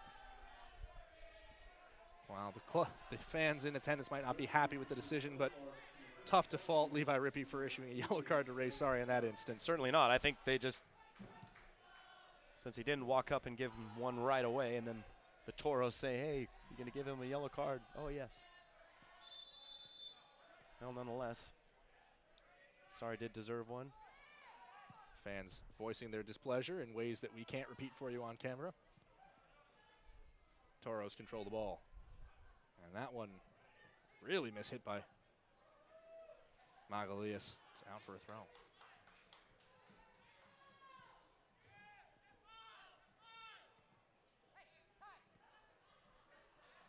Kuntz is calling for a long ball down the left side. Miller going to try to send it to him. Rebound falls for Wingo. Now it's going to fall in the middle for Zach Mathers. Mathers being closed down from the right side. He spins to the far side for Guy Etowah. Taking on Billiou. Etowah, too large a touch. He goes down in the heap. Narbonne and Sari run into each other on the ball. James goes down over it as well. Narbonne stays down. Now he spins. They're breakdance fighting, Aaron. Last second tackle by Sari. Great work from him. Back heel attempt to link up with Ramos is no good. Ray Sari tangling up with James once more. Unafraid is Ray Sari. He comes away with it. Poked through. Ray Sari trying to fight his way back on this ball. And Magalias finally doesn't have to send it away, but only as far as Nanasinkum. S2 on the front foot, but don't really have anywhere to go. Now Etowah in the right alley. Spun in cross. It's on the ground. It finds Henry Wingo, and he shoots it directly into his mark. And now the flag up for a foul in favor of S2. Whirlwind action right there. Just trying to catch my breath. Etowah puts this one in. Toros don't handle that well at all. Should have been cleared. Wingo with a huge chance. Nicely blocked by Garza. Now S2 have a free kick in a dangerous area. But one of those moments, just James versus Narbonne and Sari in the midfield. Not a lot of possession. Things got a little bit sloppy and choppy, but it's happened from time to time. Mathers has been known to go from goal for this range. He's going to chip this one toward the back post. Free header. That one is high. Henry Wingo tried to hit it down on the volley. Narbonne trying to spin to the inside. Garza gets a foot to it. James sends it free. As far as Ray Sari. Short pass up for Mathers. Mathers spins one in here. Garza gets a touch to it. And another one to redirect it out of the penalty area. Now a long ball up the top. Murphy's going to go to ground. The whistle is gone. No, it hasn't. Sorry, Levi Rippey had the whistle in his mouth, but didn't quite blow it. He took a look at his AR. Kelsey Harms, she says no.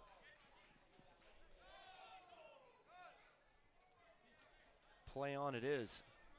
Not a bad idea at all from Holland there. Nice crisp pass right down the middle. Again, this game is starting to look a little bit like that 20-minute mark in the first half there, Andrew. Things kind of back and forth and opening up S2. Still in the driver's seat here. This is Irvin Para. Para rolls one into space looking for Etowah. Bilyeu makes the right read and cuts it out. We've snuck past the hour mark. Sounders 2 on top, 3-2. Goal in the 52nd minute from Jorginho James was enough to pull them within one. Bird. A lot of backspin on that ball. Murphy settles underneath it. Nanasinkum wins the header. Only as far as Escalante. Escalante toward the end line. Space for a cross. It finds its way into the far side of the net. And Jose Escalante, from a low angle, has equalized in the 61st. Well, I can't describe this as anything else other than a Chris shot. The famous Chris shot. Tyler Miller looking disappointed there. You can just see Escalante, that's what he's aiming for, the back post there of Murphy. This one just rolls off the outside of Escalante's foot. Just dips into the far post. Didn't even roll off the outside of his foot. I was wrong. Just a straight chip. And now last couple days ago, Rio Grande Valley Toros were in a 3-3 draw up in Vancouver, and they find themselves in the same situation now with plenty of time to go. Absolutely. 29 minutes left to play here in the second half. We're level, 3 goals apiece. And that's a goal and an assist on the night for Jose Escalante, who assisted on the first goal to Kyle Murphy. Not a bad night out for the Honduran, who's on loan from CD Olympia. Nifty pass there from Sam Rogers to set down Henry Wingo. Para. He's held up there, and it's turned over to Bird. Bird gonna try his luck over the top. Rogers deals away. Narbonne gets a touch of that ball, and then got a touch on Joseph Holland as well. Zach Mathers rolls one through. Etowah doesn't have the foot speed to close that down. Bilyeu forced to slide and concedes the throw-in. Well, the pace of this game is absolutely going Rio Grande Valley Toros' way. End-to-end stuff. Players taking on each other, plenty of space. And again, you have to look at Eric Bird, number 10 for Rio Grande Valley. Got the captain's armband on. Throw in from Mathers. Para can't get a header to it. Para goes down and stays down behind the play. He didn't get the ball, but he might have gotten some of his defender there. Yeah, Para's holding his face at the moment. It's always a scary time when a player comes out of a collision like that. Looks like he's getting up now. But as I was saying, Andrew, Eric Bird just playing in that spot behind the back line, and it's causing some confusion. The center backs don't pick him up. Francisco Narbonne and Ray Sari aren't picking him up. He's getting lots of space and turning. It's giving Rio Grande Valley the outlet that they need to create some chances. Well, we'll restart with a drop ball.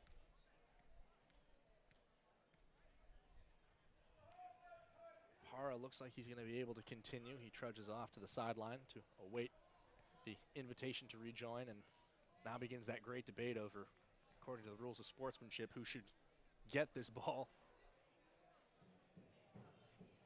Never understood why teams don't just decide to contest the drop kick if that's the case.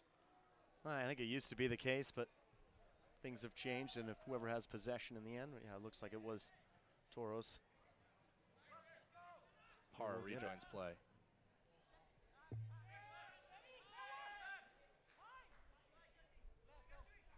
Rogers has Murphy closing down on his right side. Nearly didn't see him coming. Wingo lifts one over the top. Kuntz gives chase. He and Holland do battle. And that goes off Kuntz for an RGV throw-in. It's a good effort from Kuntz.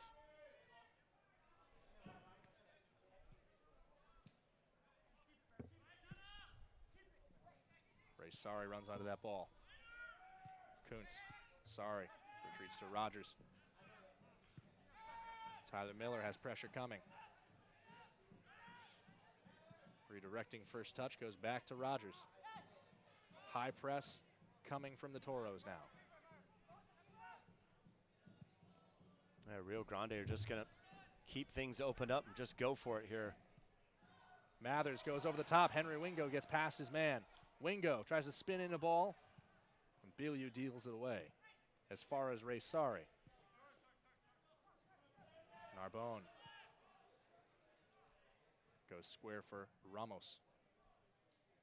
Etowah, well-timed challenge from Bilyeu, gets it. Nanasinkum runs Murphy off the ball.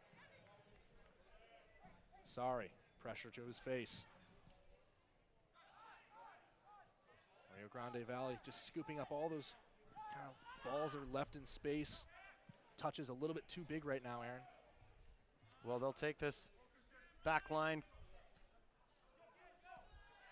grabbing possession back, putting it into the midfield, and away they go. Rio Grande Valley with numbers as well.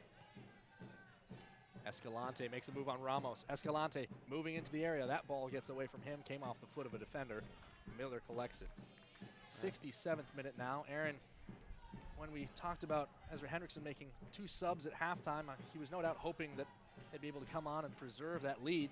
Now the lead's gone. Ezra has 1 sub left. What do you do in that situation? I think you got to look at a player who can slow things down, keep possession.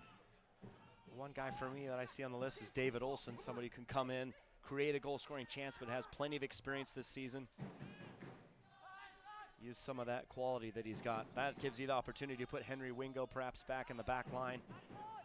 Both Lorenzo Ramos and Christian Kuntz, good players in their own right, but they've struggled a little bit today against the likes of Holland and Escalante on both sides. I think Junior Gonzalez, Toro's head coach, has recognized, hey, let's allow my outside players to go at their outside backs. We're getting success in that regard. Let's keep that going, keep this game open. S2 just haven't done the best job of slowing things down, preserving their lead. To be fair, the Jorginho James goal came out of nowhere, kind of shocked him. This ball's going to find Holland in the right alley. Holland, space for a cross, sends it in, and he's going to snipe one to the far side of the net. Tyler Miller beat to the near post, tried to recover, gave too much away, and just like that, 3 second-half goals, but it's a 4-3 lead for the visitors. Well, I was just going to say the James goal kind of came out of nowhere. The Escalante goal really came out of nowhere, and I've never seen anything like this. That is absolutely, I have to think, having a look at that, Holland was crossing that ball. Again, another chip. Tyler Miller just pushed forward a little bit more, and it goes right over the top.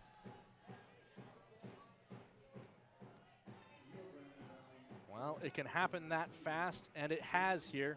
68 minutes in, the visitors have come down from 3-1 at the break. They lead 4-3 now. 2 goals in 4 minutes there for Toros to have taken the lead.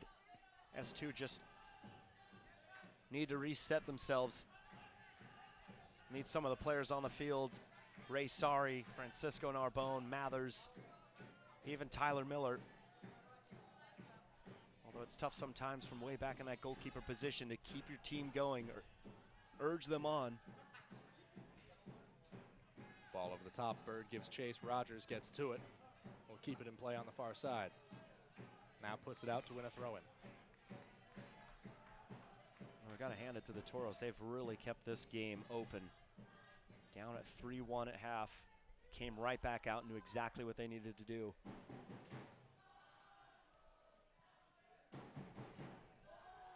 Para going to go down there.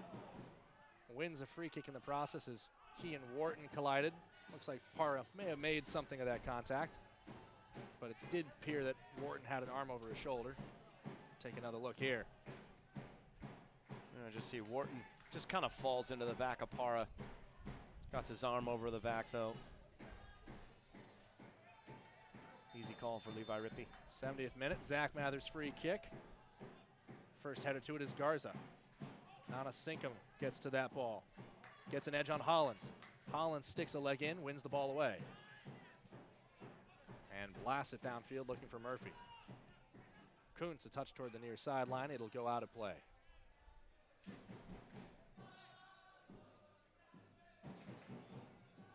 Well, starting to see a change there on the Toros bench. No movement of the S2. Holland advancing here. Dribbling into traffic, picks out James. Etowah retreating, wins the ball.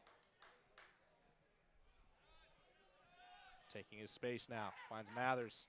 Played through to the left side. Henry Wingo going to find this ball in the left alley.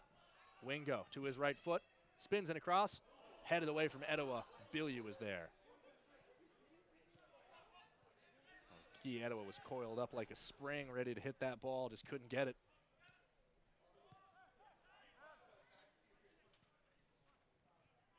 Mathers, he'll go down, play on signal by Levi Rippey. Ramos, inside for Mathers.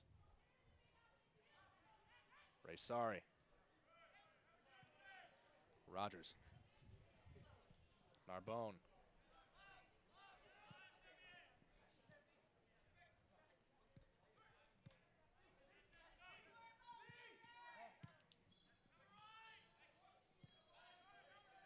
That's good pressure from Bird, forcing the ball back. S2 have to go all the way back to Tyler Miller because of that pressure. Etowah and Billiou give chase to this ball. Billiou going to get a foot to it. That ball is going to sail into touch, and that will lead to the Toros' first substitution of the game. Francisco Pungo is going to enter now, and it looks like Kyle Murphy's night is done. A goal for him, his fourth of the season, and now it is time for Pungo. And the 19-year-old, he's got some height on him, 6 feet. It's his fourth appearance this season for the Toros. Young man now has an opportunity to push this lead even further. Pungo has some foot speed from those first steps, but not enough to get to that ball.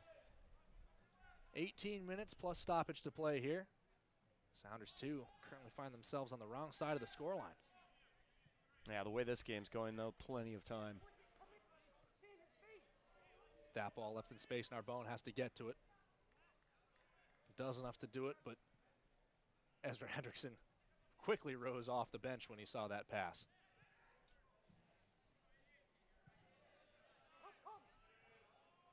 You can see now both Ramos and Kuntz, the outside backs, pushed way forward. S2 going to try and use those two defenders to combine with the speed of Etowah and Wingo on the one side, on each side. Maybe get a little 2v1, an overload, as they call it. Miller's going to try the long ball. Wingo will settle underneath it, and that's Taylor Hunter forced to head it away. Kuntz. Back for Rogers. Pardon Sorry, me, Andrew. Aaron. No, this is certainly what the Toros will like. Balls just played around them. You can see they've now dropped to a 4-4-2. Block of midfielders, block of defenders with two chasing center forwards. They'll just kind of try and close things out here a little bit. Wingo up the middle finds Kuntz. Swarm of yellow jerseys around him.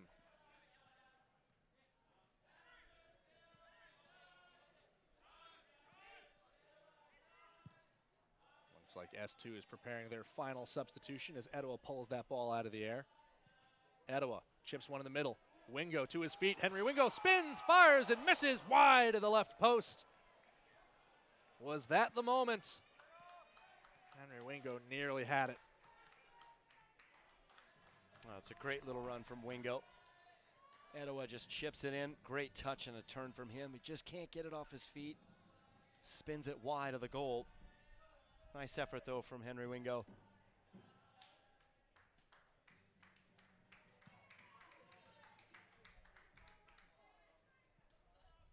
Pungo chasing this ball. Won't get to it. Not a sink him. There's a Sounders player down. Pungo fouled him. That looks like it's Lorenzo Ramos who's on the deck. And that will allow for the final substitution for S2. Irvin Para will head to the bench, and Javorn Stevens will check in.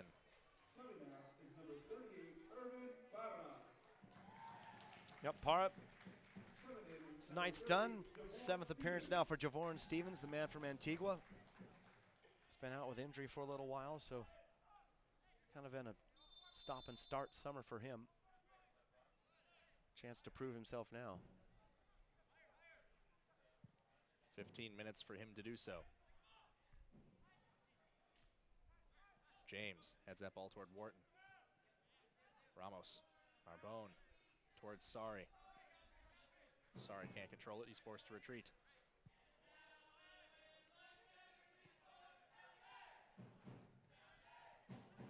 Narbonne, tightly defended there. He coughs up the ball. This is James. Escalante making a run up the left side. The ball gets to him. Ramos, a well-timed tackle, concedes the throw. And, excuse me, Andrew, nice collective defending from the Toros. Get this ball back, trying to send Escalante away with the speed. Looks like that was the last effort from him, though. He's had a great night, Jose Escalante. Worked hard out there on the wing, caused some problems. Gets the equalizer.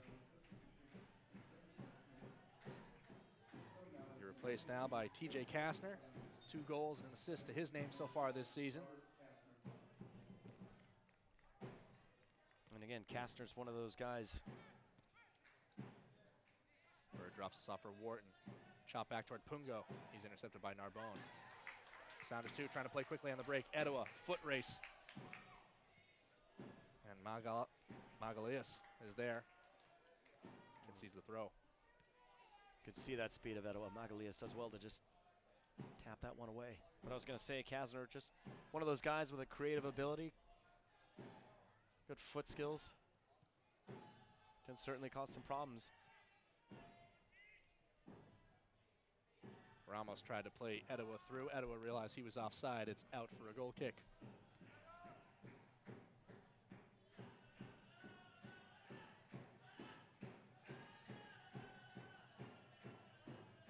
Well, if you were to take 2 snapshots of the Toros' body language between now and the 44th minute, you would see 2 very different pictures.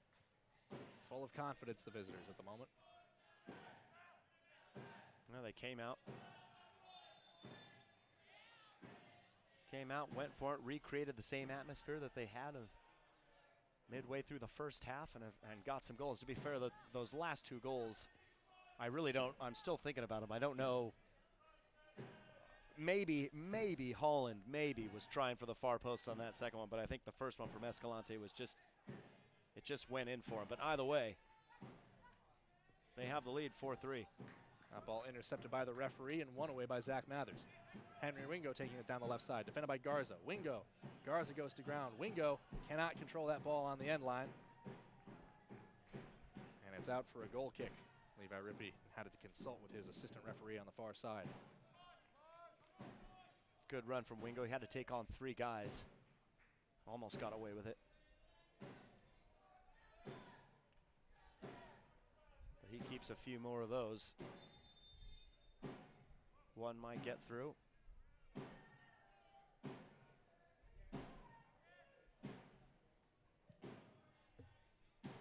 sends that ball downfield. Flick on header from Punger. Pardon me, Pungo.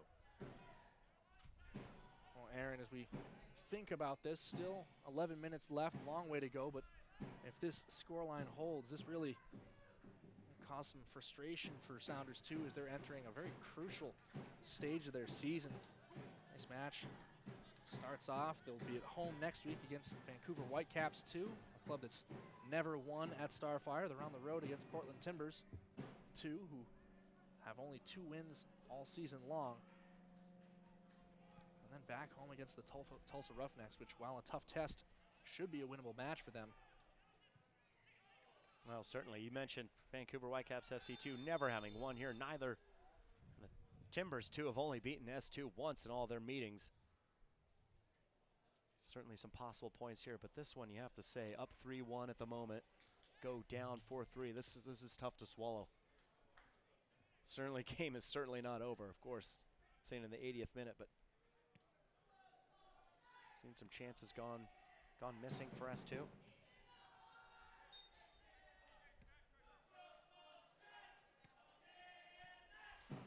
This is Biliu over this free kick, waiting to get things started. He immediately puts it off of Zach Mathers. It's out for a throw-in.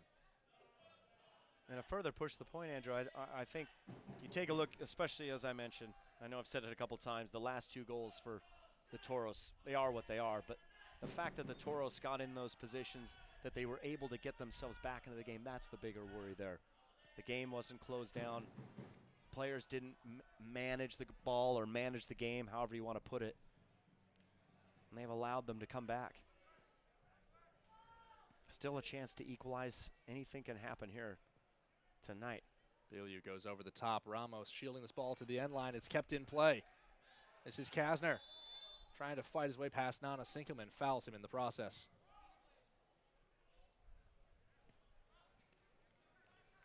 Again, Holland's been running all day. Holland, of course, a first teamer with Houston Dynamo. Picked 10th overall this year in the Super Draft. Ball up toward Kuntz in the left alley. Wingo picks his head up. Goes backward for Narbonne. Intercepted before it can get to Etowah. And intercepted once more by James. Sounders too frustrated at every turn when they're trying to link up those long balls, Aaron. Rogers, he'll try Kuntz once more. Kuntz won't be able to get to that one. Good run, too, from Kuntz, just slipping off the shoulder of Victor Garza. Sam Rogers couldn't quite pick him out.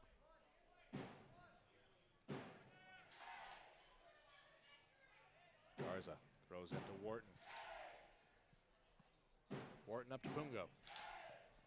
Trying to back up Sam Rogers. That's a tall order, if you'll pardon the pun. Now a long ball up towards Kasner. Kasner can't control that ball. Sounders too will have the throw. And Kasner kicks the ball away. Levi Rippey wasting no time. That'll be a yellow card for him in the 83rd. Yeah, not the smartest move there from Kasner. Silly yellow card to give away. So we take a look at Joseph Hollins down on the far side. Can't tell if it's a cramp or what's going on, but Junior Gonzalez, head coach at Toros, looks like he's making a substitute move here. I think it's cramp.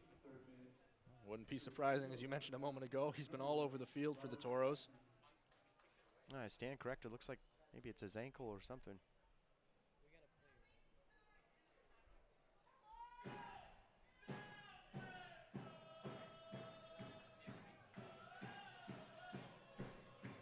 Players taking the opportunity to grab water from wherever they can. Hasn't been a hot day by any stretch of the imagination, but as box to box as this game's been, players understandably a little bit fatigued. That does look like it'll be the end of Holland's night. He is going to be replaced by Ruben Luna, a man we mentioned, 3 game winners to his name, and an important equalizing goal late, scored from the penalty spot. He'll step on now. I got to imagine Luna's going to go to the top central forward position. It's probably going to put Pungo out wide. Indeed it is. Ruben Luna with FC Dallas for a couple years before coming over here to Rio Grande Valley. Levi Rippey was playing advantage there after Nana Sinkum got tripped up. Bit of a lucky break for Sounders too, as his pass completely wrong-footed Lorenzo Ramos. Play is quickly restarted. 85th minute. Sounders 2 trails, 4-3. S2 playing completely opened up now. Both center backs way wide, outside backs push forward, and just Ray Sari and Francisco Narbone in there. Now it's just Sari. It was Narbone. You can see Ray just standing in the middle of the circle. Francisco's pushed up higher up to join Zach Mathers and the rest of the crew. See if they can't create something. Wingo trying to spin away from Garza. Immediately sends it across. A lot on that ball, and that's bound for the end line and a goal kick. Levi Rippey is saying that ball took a deflection. We'll see here on the replay. Does Garza lunge in there? Oh, tough to tell from that angle. But Levi Rippey saw enough. 5th corner of the game for S2. Mathers to deliver. High ball towards the center of the area, headed out. And that was Biliu. Back into space for Edawa. Edawa to his left foot, he'll shoot, takes a deflection. Wingo, out wide for Mathers. Mathers immediately swings in one, and Bird does the rest.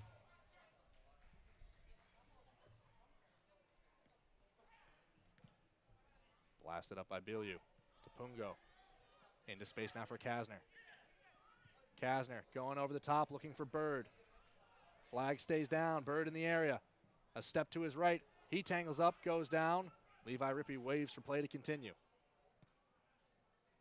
Up the side for Javorn Stevens. Really, as that ball is turned over on an awkward touch, Bird back on it.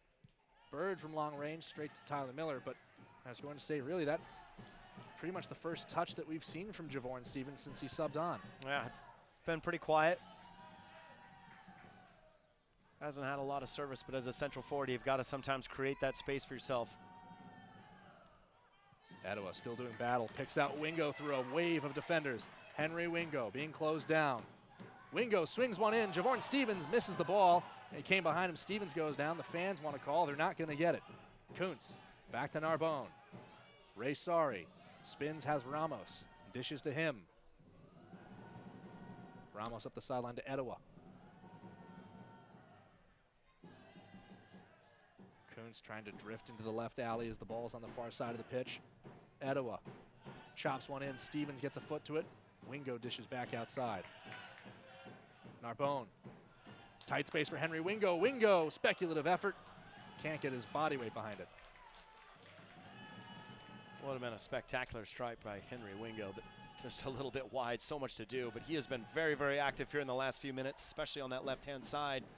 There's Javorn Stevens, just couldn't get his body straight onto the goal, just to the side. There was a little bit of a touch there from Megales, but I don't think anything that's going to earn you a penalty kick. Especially not at this late stage of the game. Sam Rogers hits that ball out of play. 88th minute now. Skies clouding over a little bit, perhaps in sympathy to the change in fortunes that S2 has withstood here in the second half.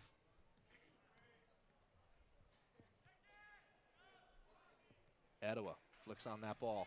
Stevens, a chance to settle back outside for Edawa. Big first touch for him. Foot race now with Magialis. And the ball runs out of play.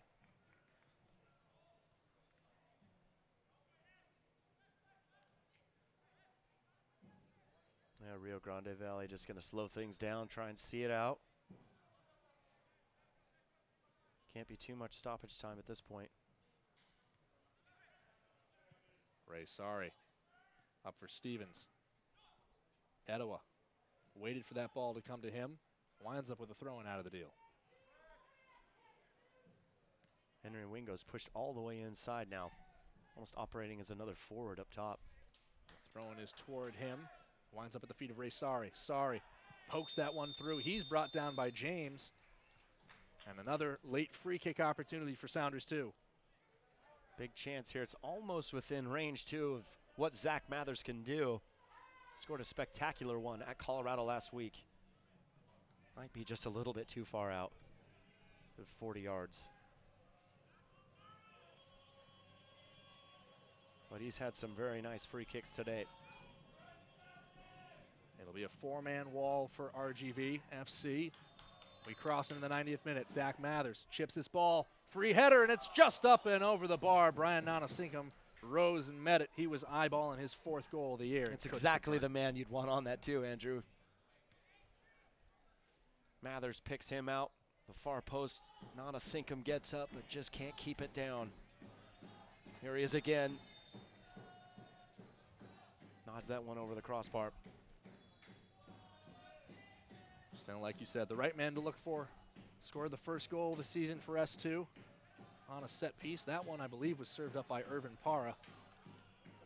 Feels so long ago, it's tough to remember, Aaron. Yeah, late March. Longer and longer season they're playing nowadays. And I'm being told 3 minutes is what we can expect here of stoppage time. The league just announced they're going to expand from 32 regular season matches this season to 34 next year. So a full, honest to goodness slate. Welcome to official Division II status. Well, certainly plenty of time here with this 3 minutes for one more chance for S2 if they can get this back. But also maybe one more for the Toros. This ball up the left side. Pungo collects. Ramos closes him down. Early cross. Tyler Miller grabs that one. He'll look to deal quickly. Throws this one out to Henry Wingo. He has Bird closing him down. Kasner trailing behind. Garza in front, tried an inside of the foot pass. Kuntz will collect the attempted clearance. Kuntz going to switch over toward Edowa. Biliu runs in and undercuts the route. Biliu stays down. Rippey going to stop play, immediately call for a trainer. Well, you can see Biliu stepping in front of Edowa there. Just gets hit from behind. His neck snaps back just a little bit enough. You can see he's holding it there. Levi Rippey is obliged to stop the play. Take another look. It's a long ball. Biliu reads it, just gets in front of Edowa at the last second. So play will stop. Want to talk earlier, though, about that run from Pungo. He gets it all the way down to the left-hand side. Instead of keeping it there, he puts the cross in straight into the hands of Tyler Miller, who turns and throws it to Wingo. S2 is probably the most dangerous player on the field at the moment. You can see Junior Gonzalez, Toro's head coach, just give him a little bit of a shout. That's those kind of game management things players learn as they go along.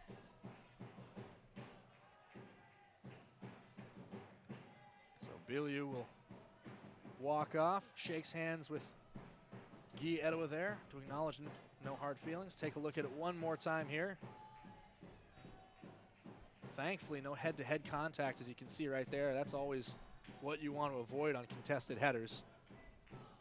Yep, both players combining well, but Biliu was there first. So there's going to be a drop ball here. Drop ball. Play on as both teams weren't really sure of who was going to do what. Wasn't Toro's possession, but the foul was called before S2 settled it, so it's kind of up in the air. I think in the end it's probably fair to say that S2 would have had control. Well, we're in the 93rd minute, but you have to imagine we're going to see an extra minute or two added on for that stoppage. That's Biliu, who just returned, looks to be doing all right now. And here comes Pungo. Has Bird to his right and tries to pick him out. Bird collects, closed down by Rogers, chipped inside for Kasner. It's dealt away by Nanasinkum. Ray Sari a chance to go the other way. Sari ahead for Javorn Stevens. Stevens overruns the ball. Sari. Square for Kuntz. Henry Wingo going to take on Garza, not going to win. Narbonne comes away with the rebound. Kuntz deals one up the middle. Brown off his line. He'll grab that out of the air. Nice idea by Kuntz, just a little too close to the keeper. Drops that ball. Knocks it away. Levi Rippey checking his watch pretty constantly now. And a 4th minute of stoppage time. I think I just saw him motion to Bird, 1 minute to go. Ball over the top. Bird settles underneath it. James. Javorn Stevens sticks a shoulder in. He's going to come away with the ball. Ray Sari chips one towards Zach Mathers, who may have been offside. Etowah trying to fight his way back to it. He and Ray Sari tangle up. It's a free kick for Sounders 2. That one looked like a bit of crane pose as Bird had a leg in there and just takes down Ray Sari. Yep, Sari's got him beat. Bird just goes over the top. Easy foul call there for Levi Rippey, and this is, got to imagine, Andrew, this is the big chance right here. Again, keep an eye on number 34, Brian Nanasinkum. Well, even Tyler Miller's up there. Tyler Miller's in there. Mathers, low ball over the top, man down inside the box. Brown off his line, he's going to collect, and that is going to be it. Levi Rippey blows the whistle. Ray Sari collapses to the turf in frustration. Sounders 2, who held a 3-1 lead at the break, concede a goal to James in the 52nd, Escalante the 61st, and Holland the 68th. Aaron, not too many positive ways you can frame that ending. Yeah, it was a tough one for sure, Andrew. Not like you said, not much you can say. But seeing the scoreline at halftime and after the first half, you thought, well, you know, they've got a nice 2-goal cushion, but there's obviously this game is not over. If Rio Grande Valley come out and play the way they did that part way in the first half, you know they could cause some problems. S2 never really looked completely settled, even with their 2-goal lead. In the end, 2 kind of goals that come out of nowhere, but from both Holland and Escalante, you see some talking at the end there. But Holland and Tyler Miller mixing it up a little bit there on the field afterwards. A couple of his teammates trying to calm him down. Yeah, all that stuff. Just leave it. The game's over, but definitely an exciting match for all of us. But certainly tough to watch S2 in that second half. It was difficult, but again, goes back to players playing gamesmanship, controlling the ball, slowing the game down, and finishing out a result. Tough one, but they've got next week against Vancouver. Sounders fall to 7-13-2. They remain with 23 points. They will be at home next weekend against the Vancouver Whitecaps FC2, and we will have that match for you here. That's going to do it for Aaron Heinzen and all of our crew here at Bootstrappers Productions. I'm Andrew Harvey saying so long and thanks for joining us.